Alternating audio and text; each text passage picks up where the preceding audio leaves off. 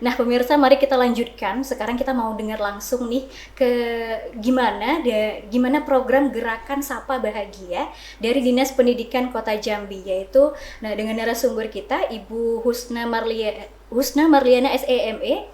Selamat siang Ibu, sekali lagi. Ya, siang. Iya Ibu, sepertinya kita langsung tanya-tanya aja lebih detail supaya karena Intan yakin nih pemirsa dan Intan juga pengen tahu nih Gerakan Sapa Bahagia itu sebenarnya seperti apa. Ibu boleh dijelaskan dulu kepada kita semua sebenarnya kenapa program belajar 13 tahun ini dan Gerakan Sapa Bahagia ini bisa saling berkolerasi gitu Ibu. Sekali lagi saya ucapkan terima kasih atas kesempatan ini. Saya juga memberikan apresiasi kepada Bunda PAUD Kelurahan Kasangjaya yang membuat acara yang luar biasa ya sebenarnya. Iya, benar sekali. Karena jarang sekali saya menemukan untuk mensosialisasikan, karena kita sekarang kan digital ya. Jadi memang perlu masyarakat tahu kenapa sih wajib belajar sekarang dari 9 tahun dulu ya. Oh iya. Kemudian ke 12 tahun sampai ke 13 tahun. Jadi kita ada program yang namanya Program Prioritas Nasional dari Kementerian Pendidikan Dasar dan Menengah sesuai dengan nomor 1422/MDM TTA PR titik 0705/2025 tanggal 24 Januari 2025. Itu program prioritasnya salah satunya adalah 13 tahun wajib belajar. Itu jelas. Kemudian kita didukung juga oleh Perwal nomor 72 tahun 2020 dan diubah lagi di Perwal nomor 5 tahun 2024 tentang PAUD. Nah, PAUD itu di situ tentang ada perizinannya, tentang layanan PAUD dan memang wajib gitu PAUD kan. Dan kemudian kita juga didukung dengan surat edaran. Ini surat edaran ini kita keluarkan di tanggal 13 tahun wajib belajar ini dikeluarkan di nomor 1899 tahun 2025. Ini sekitar bulan Juni kemarin kita keluarkan yang memang mendukung tadi prioritas nasional dan Perwal tadi dari 9 tahun ke 12 tahun. Nah, 13 tahun ini yaitu 1 tahun wajib PAUD. Nah, PAUD ini layanannya nih bukan saja TK. Jadi ada TK yaitu formal ya, TK itu formal usia 4 sampai 6 tahun. Kemudian ada lagi di usia ada KB kelompok bermain usianya yaitu 2 sampai 6 tahun. Kemudian ada lagi TPA usia 0 sampai 6 tahun, Taman Pendidikan Anak. Kemudian ada SPS Satuan PAUD Jenis. Satu PAUD jenis itu kalau di desa itu PAUD desa, tapi kalau kita Satuan PAUD Jenis yang memang sebenarnya dibuat dari kader-kader masyarakat yang peduli dengan PAUD sebenarnya. Dari kalau misalnya ada di kelurahan itu yang memang peduli dengan masyarakat yang dibuat dari kader-kader, mungkin dari PKK, mungkin dari Posyandu, dari Pokja dan sebagainya. Dan didukung juga oleh Bunda PAUD kelurahan. Hanya itu tadi, kalau kita di kota nih anggaran tadi yang memang tidak memadai. Kalau di desa yang memang ada anggaran. Nah, tapi saya salut di kota ini yang memang bergerak tanpa adanya anggaran dan memang peduli dengan anak-anak usia dini gitu. Nah, jadi yang kita ambil adalah usia 5 sampai 6 tahun. 5 sampai 6 tahun. Nah, itu. Oke Bunda, Ibu maaf. Kalau misalnya Intan searching nih soal Gerakan Sapa ini ternyata terdiri dari singkatan yaitu Sisir, Ajak, Pantau, Advokasi. Nah, sebenarnya maksud dari keempat langkah ini apa sih Bu? Supaya Intan dan warga lainnya tuh gampang nangkep gitu Bu.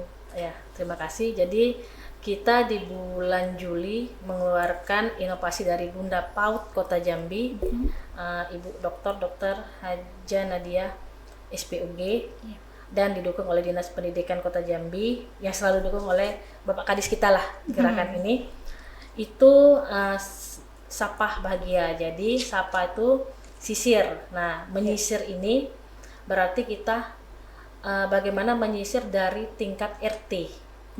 RT, nah tingkat RT ini yang memang kita harus mendorong kelurahan lagi. Nah, kelurahan ini kan di sini ada Pak Lurah dan Bunda PAUD-nya. Nah, kita minta bantuan dengan Bunda PAUD kelurahan menggerakkan ini, tapi dibantu juga oleh Pak Lurah nih. Nah, di RT masing-masing tadi karena RT kita sekitar 1.500-an sekian ya, kalau nggak salah banyak nih Di kita Jambi ya, di Bu? Jambi sekitar Wah, itu. banyak. Dan tidak terjangkau juga. Nah, jadi kemudian kita minta bantu juga dengan kecamatan, dengan Pak Camat dan Bunda kecamatan di masing-masing 11 kecamatan di Kota Jambi. Tapi kita juga karena kita ada PKG itu yang memang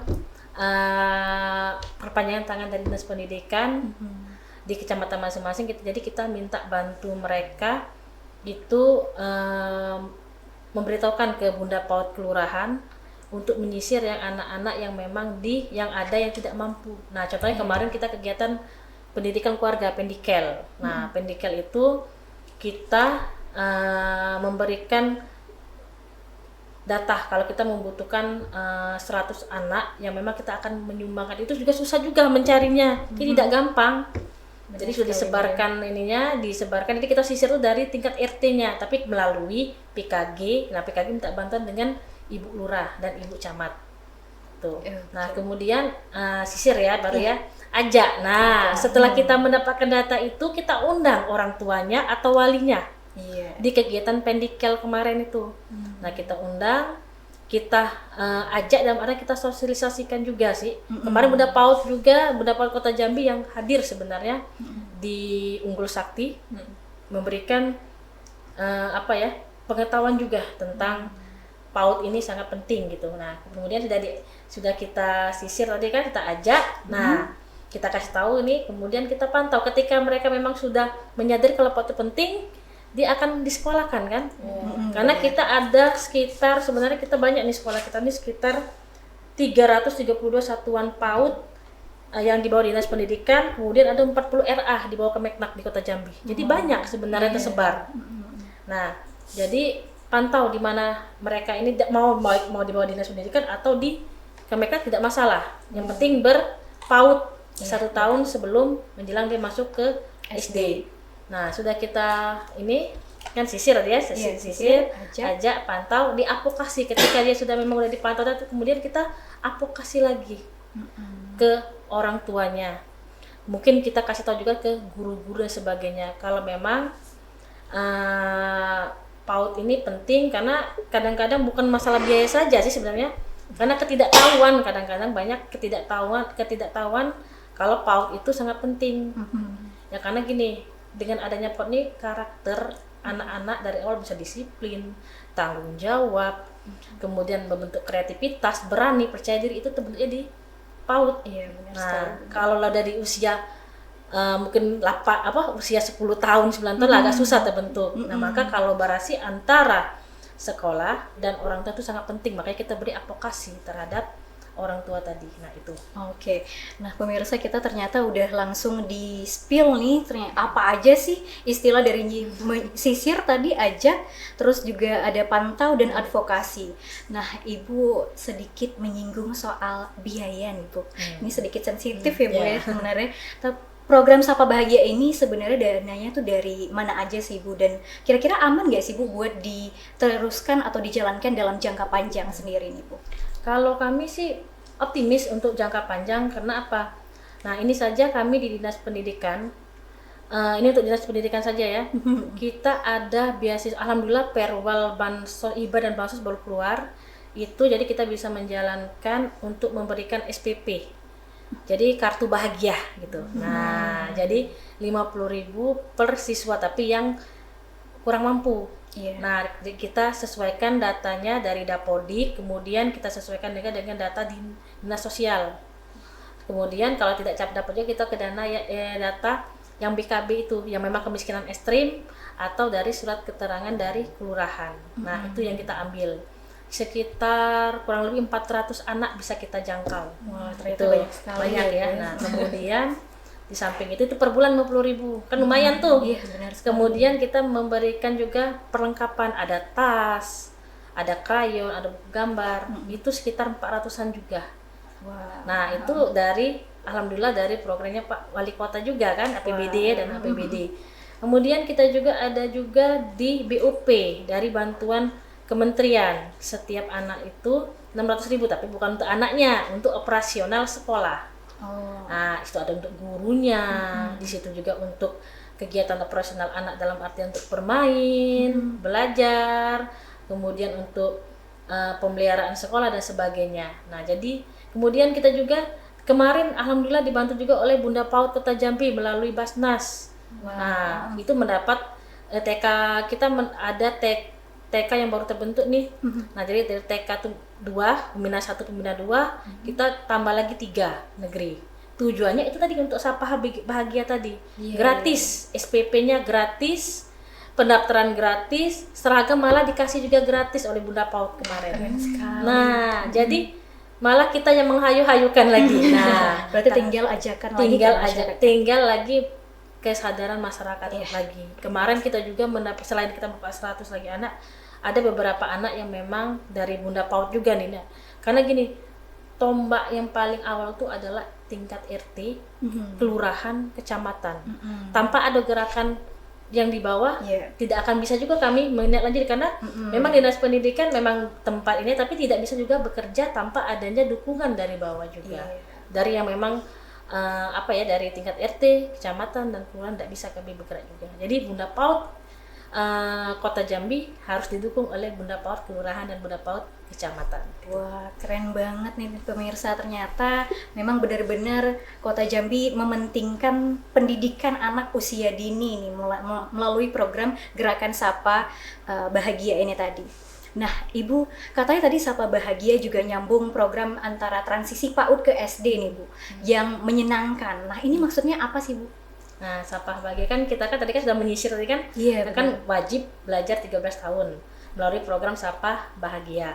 Nah, dari anak yang memang sudah nanti kan selesai nih, dari kemarin transisi PAUD SD menyenangkan tuh dari tahun 2023, alhamdulillah kita kemarin dapat penghargaan juga nasional juara 1 pin emas. Wah, keren. Dari program transisi PAUD SD menyenangkan, tapi program itu tetap kita jalankan. Nah, kenapa harus ada transisi PAUD SD menyenangkan? Karena gini, anak PAUD yang berada di usia 5-6 larinya ke sekolah dasar yang memang berbeda. Kalau anak PAUD kan memang sekolahnya memang dari kursi saja melingkar nih. Nah, dari kursi melingkar. Kalau SD sudah harus tersusun rapi. Kemudian dia tidak ada lagi bermain yang dalam artian APE luar, tidak ada. Dan letak dalam artian tempat ruang dan sebagainya, saya rasa kalau SD lebih besar ya. Kalau di tingkat PAUD itu ya bisa dikategorikan tidak ada besar, tidak ada terlalu kecil, tapi terjangkauan anak-anak kan dia bermainnya di sekitar itu. Nah, jadi kan itu perlu namanya adaptasi. Kita saja kalau kerja saja pindah dari A ke B itu harus butuh adaptasi, transisi yang memang tidak bisa langsung, yang anak yang memang harus ada. Makanya ada MPLS tadi, masa pengenalan ke sekolah selama 2 minggu, sebenarnya selama 2 minggu, tapi nggak apa-apa sih 3 hari sampai 2 minggu itu memang dilakukan jembatan lah untuk dari tingkat PAUD ke SD-nya. Jadi kita butuh namanya transisi PAUD SD menyenangkan. Jadi dari sisir tadi kan sudah ada anaknya, itu kan langsung meneruskan ke transisi tadi. Wah, ini kalau misalnya kita bicara soal PAUD dan SD menyenangkan, biasa untuk anak-anak yang berkebutuhan khusus atau misalnya bersinggungan dengan masalah dokumen nih Bunda.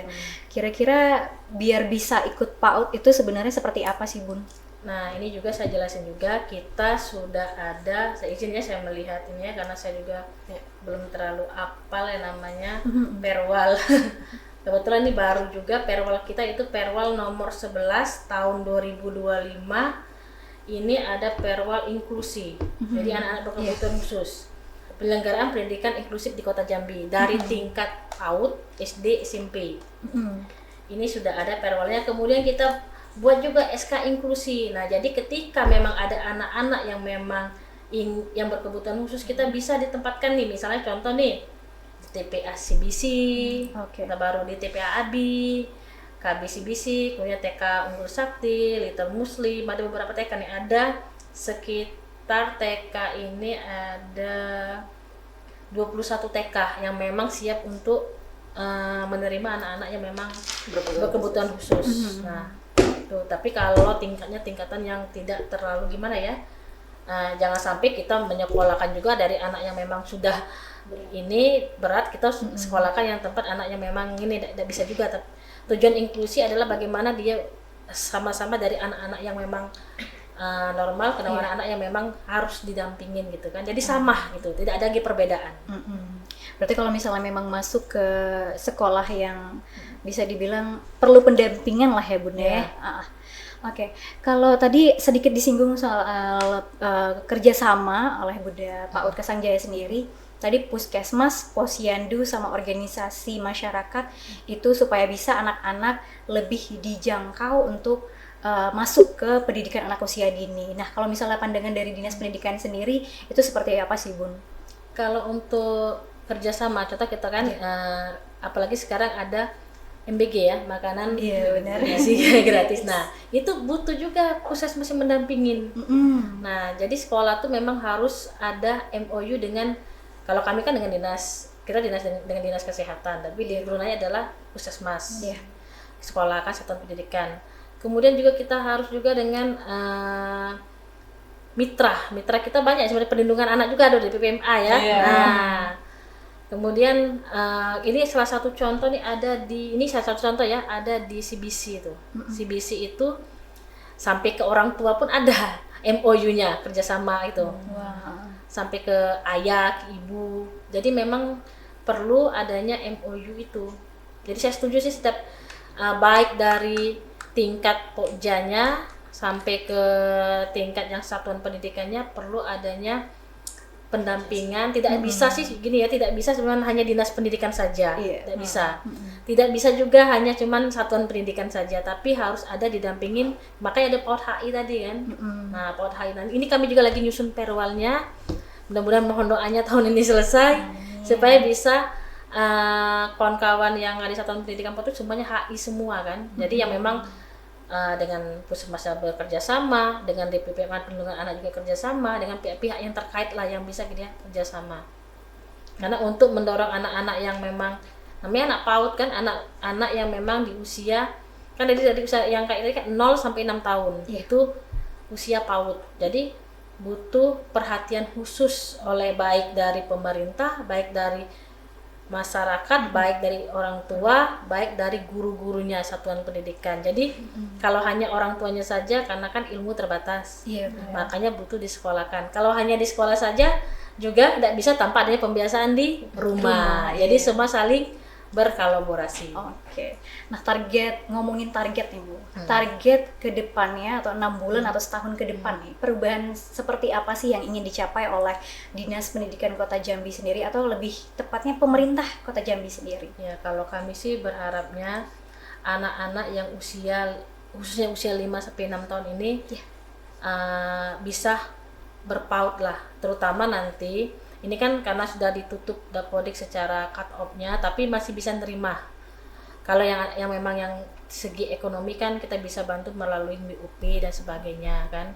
Sebenarnya di sekolah-sekolah itu tuh paling SPP juga tidak sampai 50.000. Kalau dibayangkan sebenarnya murah sebenarnya, tapi jangan juga milih yang sekolah yang tinggi ke atas tuh agak ini. Tapi yang itu juga kalau ada anak-anak yang kurang mampu dibantu juga sebenarnya, 1-2 orang digratiskan. Tapi kalau untuk semua mungkin sulit untuk akomodir, makanya kami ada untuk ke depan, ini rencana ke depan ya, rencana ke depan ini bisa beberapa tahun yang akan datang, itu emang mendirikan sekolah negeri ini ada di 11 kecamatan, ini baru 5. Nah, cita-cita Bunda PAUD Kota Jambi dan Dinas Pendidikan adalah bagaimana mendirikan 11 PAUD negeri yang ada di setiap masing kecamatan. Tuh, biar supaya bisa diakomodir lagi yang anak usia 5 sampai 6 tahun. Yang kedua, mungkin dengan bantuan Bunda PAUD kelurahan terutama ya, bisa mendirikan SPS satuan pos jenis. Karena kalau di desa tuh itu namanya PAUD desa. Nah, cuman karena memang ini dibentuk oleh masyarakat, tapi harus didukung dan didorong oleh Bu Lurahnya nih, contoh nih ada di Budiman kemarin ya, itu ada SPS jejak anak kecil tuh didukung juga oleh Bunda PAUD kelurahannya. Alhamdulillah didorong terus, kami mendorong, Dinas Pendidikan mendorong, Bunda PAUD-nya mendorong. Nah, yang satuan ini juga terdorong juga, tapi memang membuat satuan pendidikan itu tidak gampang, harus ada tempatnya juga. Jangan sampai nanti sudah dibuat tidak dilaksanakan. Ini karena kita butuh juga namanya mutu, PAUD bermutu.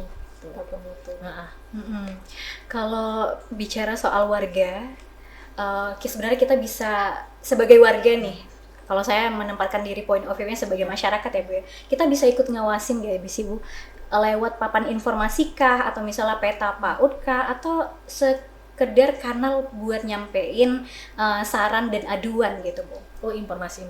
Kalau Iya. kami sih tetap membuka, ada sih nomor HP kalau nggak salah nih, emang untuk pelayanan di Dinas Pendidikan itu ada.